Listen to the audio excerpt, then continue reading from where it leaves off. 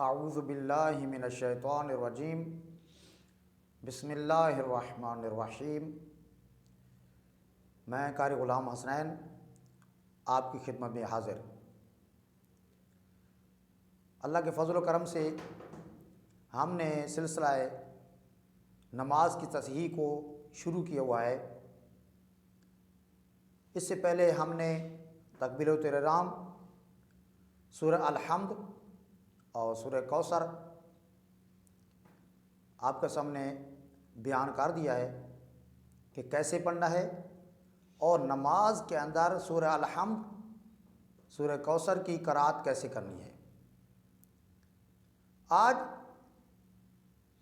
जिस सूरत को हम शुरू करने जा रहे हैं वो सूरत है सूरह तौहीद।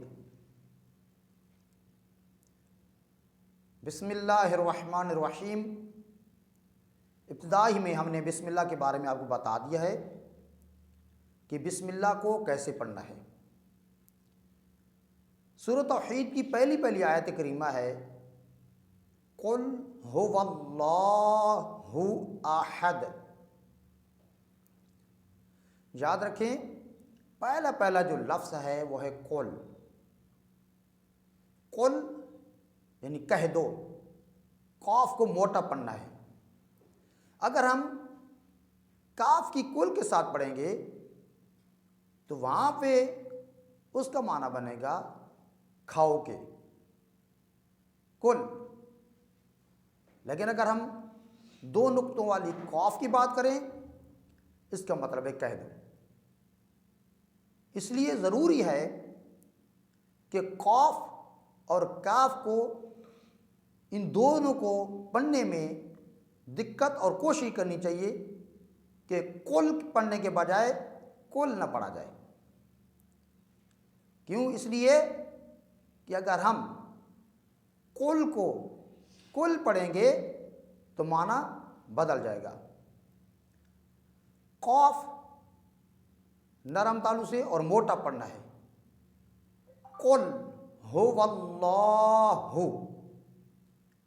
इससे पहले हम हा के बारे में बता चुके हैं, लेकिन फिर भी बता देते हैं कि हा को सीने के करीब वाला मकाम और हल्क की इब्तिदा, जिसे अक्सर हल्क कहा जाता है, वहाँ से हा अदा करना है।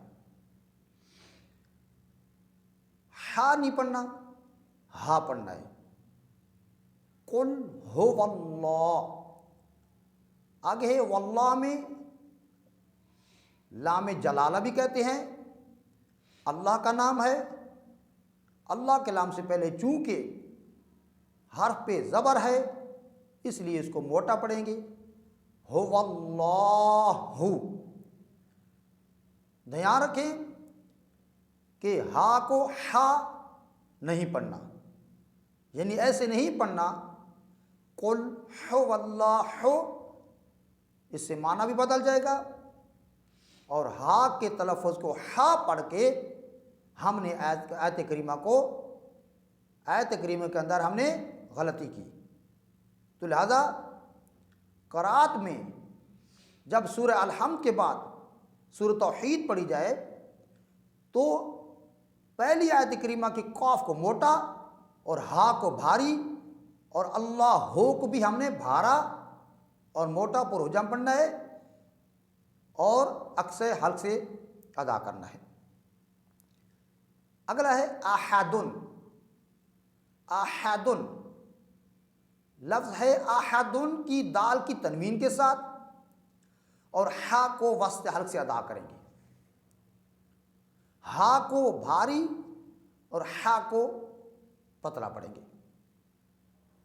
हा इसको छोटी हा कहा जाता है, जबकि हा को बड़ी हा कहा जाता है।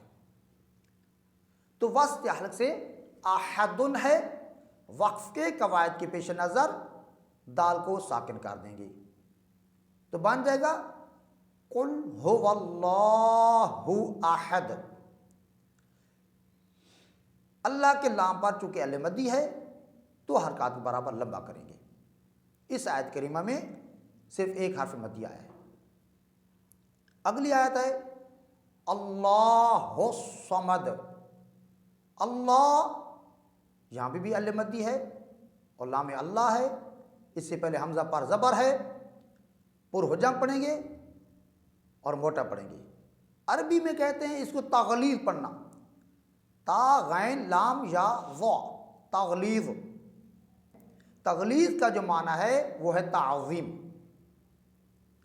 ये लफ्ज़ तगलीज़ सिर्फ अल्लाह के लाम के बारे में है, हर लाम के बारे में नहीं है। मुख्तसर अल्लाह के लफ्ज़ को पुरहुजम और मोटा पढ़ेंगे, सानियन 2 हरकत के बराबर लंबा पढ़ेंगे।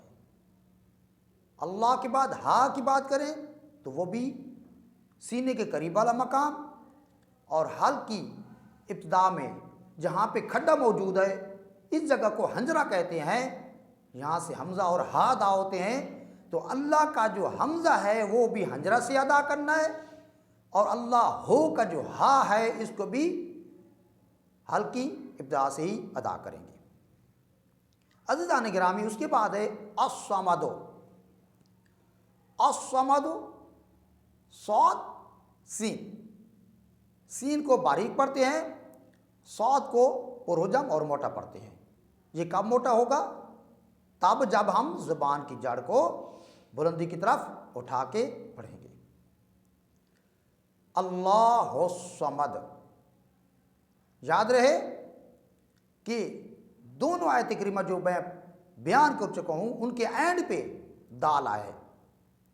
इस दाल को जब हम साकिन करेंगे तो जुम्बश देंगे, हिला के पढ़ेंगे।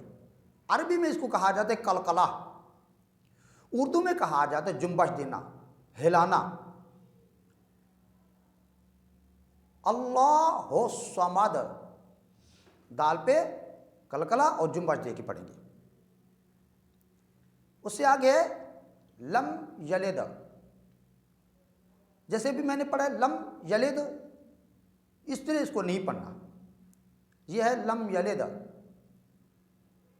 समझाने के लिए थोड़ा सा मैं फासला दे के समझाता हूँ ताकि आपको समझ आ जाए, वगरना सही करात लम यलिद ना कि लम यलिद। फासला हरगिज़ नहीं देना। लम को लम पढ़ना है, लाम नहीं पढ़ना। लम को लम पढ़ना है, लामा नहीं पढ़ना। लामा, लामे, लमो, मीम साकिन है ना कि मुतहरिक, तो साकिन को मुतहरिक करना मुनासिब नहीं है। यलिद, यहाँ पे भी इस यलिद के लाम के बाद दाल साकिन है, यहाँ पे कलकला करेंगे। लम यलिद, कलकला यानी हिलाना है। क्यों? इसलिए कि कहीं ऐसा ना हो कि हम दाल के पढ़ने के बजाय मुतज़ाद हर्फ ता ना पढ़ा जाए। दाल को दाल पढ़ना है ना कि ता पढ़ना है। ऐसा नहीं है कि हम पढ़ें लम यलित तो ये माना इसका बदल जाएगा, लफ्ज़ भी दुरुस्त नहीं होगा। तो इस आयत करीमा में लम यलिद की दाल का तलफ़्फ़ुज़, दाल को नरमी से, मगर यह है कि अगर शिद्दत पैदा करेंगे लिद्द तो ये भी ठीक नहीं होगा। तवस्सो से पढ़ेंगे लम यलिद। आगे वलम यूलद। आम तौर पे गलती हो जाती है, बाद दोस्तान वलम युलद पढ़ते हैं, जैसे कि लम यलिद पढ़ते हैं। वो ख्याल करते हैं कि अगला लफ्ज़ भी ऐसी है तो उसको भी शार्ट कर देते हैं, बजाय इसके कि यू या पेशवा यू वो मद्दा को लंबा करें पढ़ते हैं और मिस्टेक करते हैं, गलती कर जाते हैं, वलम युलद पढ़ जाते हैं। अज़ीज़ान गिरामी, गौर और खौज करें कि पहली आयत की इब्तिदा में जो पहला लफ्ज़ है वह है लम यलिद, और आयत के अगले हिस्से या आखिरी इस आयत करीमा का लफ्ज़ है वलम यूलद। पहले को लम यलिद पढ़ेंगे, दूसरे को लंबा करके पढ़ेंगे वलम यूलद, तो मुकम्मल आयत लम यलिद वलम यूलद, और दाल पे कलकला और जुम्बश उसी तरह रहेगी। इसके बाद है वलम यकुल लहू कुफुवन अहद। उसी तरह वा को गोल होंठों के जरिए और लामा नहीं पढ़ना, वलम यकुल्ला। यकुल्ला में असल में लफ्ज़ यकुन है। कुरान मजीद में कसीर तादाद में ऐसे मकाम आता है कि जहाँ पर हर्फ लिखा जाता है मगर उसे पढ़ा नहीं जाता। उस हर्फ को छोड़कर अगले हर्फ को मुशद्दद पढ़ा जाता है।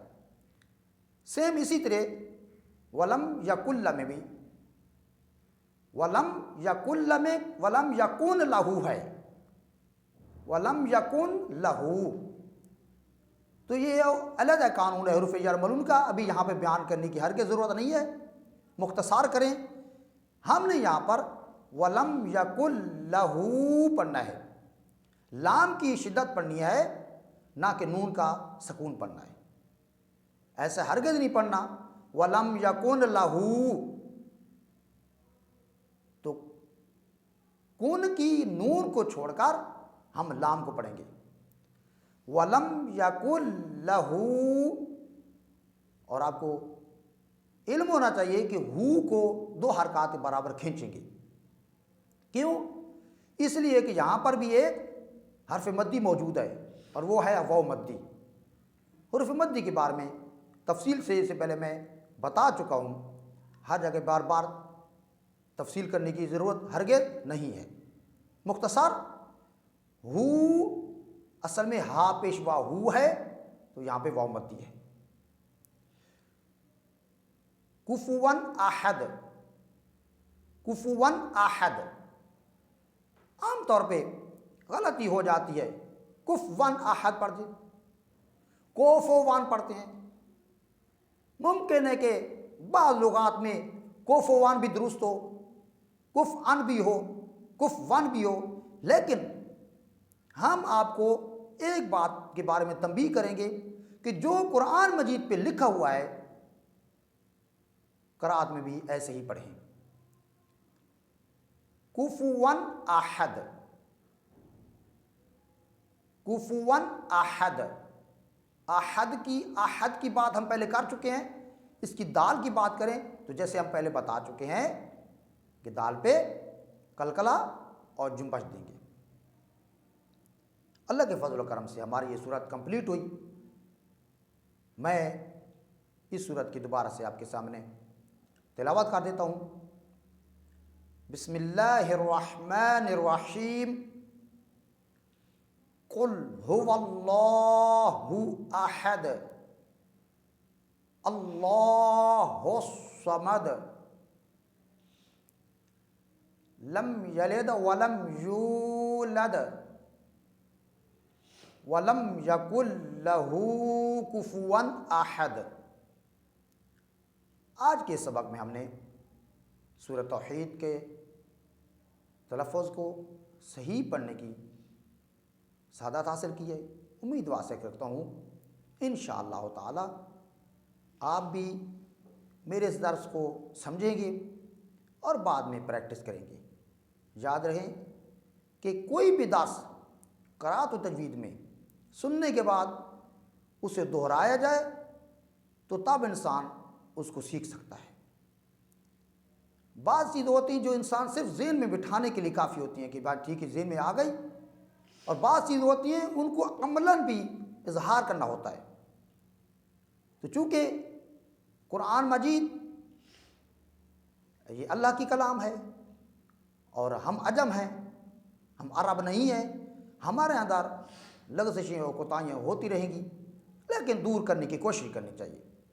उम्मीद है इंशाअल्लाह ताला आप इसको समझेंगे और मेरे दर्स को इंशाअल्लाह समझ के फिर पढ़ेंगे और आपकी क़राअत दुरुस्त हो जाएगी। जब क़राअत दुरुस्त होगी नमाज हमारी दुरुस्त हो जाएगी। जब हमारी नमाज दुरुस्त हो जाएगी तो गोया कि हमने खुदावंद आलम की बारगाह में हम सुरखरू हो गए। वस्सलामु अलैकुम व रहमतुल्लाहि व बरकातुहू।